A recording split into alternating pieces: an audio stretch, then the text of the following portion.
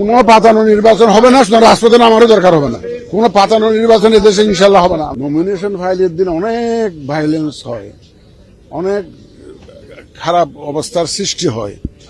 এইবার nomination filing এত সুন্দরভাবে হয়েছে, কোথাও নমিনেশন ফাইল করতে গিয়ে মারামারি হয়েছে, কোনো গোলমাল হয়েছে, ভায়োলেন্স হয়েছে, এমন কোনো তথ্য আমরা পাইনি। এটা একটা ভালো দিক।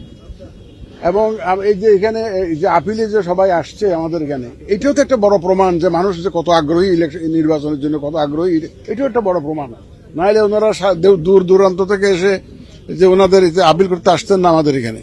তা এটা আমরা পজিটিভলি দেখছি, যে আপিল যে করতেছে এটা আমরা পজিটিভলি দেখছি। এবং অনেকে বলে যে নির্বাচন কমিশন এটা করেছে, ওটা করেছে, বাতিল করে দিয়েছে। রিটার্নিং অফিসারের ক্ষমতা আছে, আইন ওনাদেরকে ক্ষমতা দিয়েছে সিদ্ধান্ত নেওয়ার জন্য। সিদ্ধান্ত ওনাদের সিদ্ধান্ত ওনারা দিয়েছেন।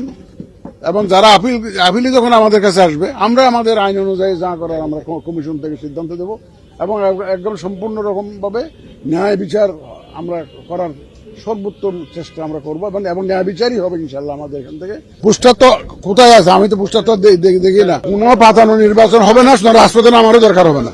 কোনো পাতানো নির্বাচন এদেশে ইনশাল্লাহ হবে না। সিলভার টিপ কন্ট্যাক্টে তৈরি নিরাপদ ও নান্দনিক ক্লিক সুইচ। ক্লিক সুইচ, নির্ভরতা জীবন জুড়ে।